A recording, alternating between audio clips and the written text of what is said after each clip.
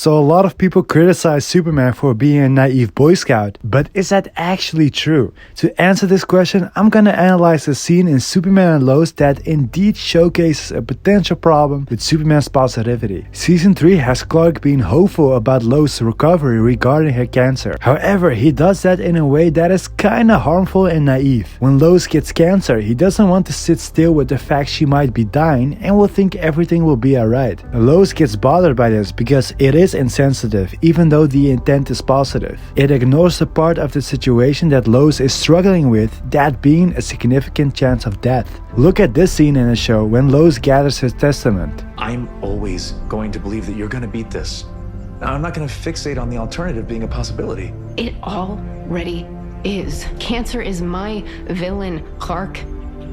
And you keep acting like it doesn't exist. Clark just blatantly says things will be alright without any consideration how things will actually end. And I believe mentalities and moments like this can make people think Superman is a one-dimensional character, because being unrealistically positive without any backup and to just be like hope can come off as ingenuine. However, this is somewhat out of character for Superman. People think Superman's positivity is just about hope, positivity, and thinking everything will be alright. That is part of his character, but there are a few elements that are crucial to this. Those being consideration and consciousness. For this, I want to quote Adam Talks Superman on Twitter. He says, "To me, Superman can't actually be buoyed down to optimism alone. It also has to come with action, effort, and lots of consideration to back it up." And I fully agree.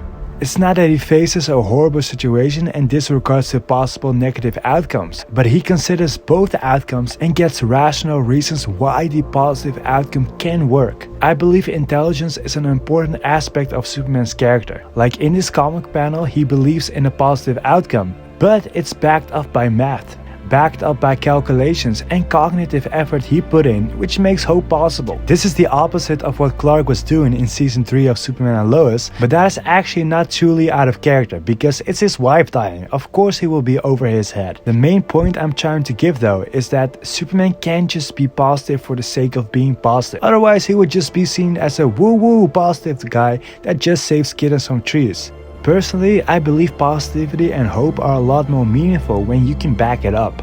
I believe blind faith and naive positivity still has its place. I still think that's a good thing. But overall, a good consideration of why idealism is actually rational is a fundamental thing in my opinion. For example, it's a cliché sentiment to say that things will be alright. It is a general consensus, but because it's also a platitude, it can still feel shaky. However, science gives proof that the majority of people can suffer from stressful events, but at the end of the day, they do get back from it. The brain is elastic, meaning that it can stretch and create new ways of thinking and recovery. And by realizing this, it becomes a lot more easy to believe that things will actually be alright.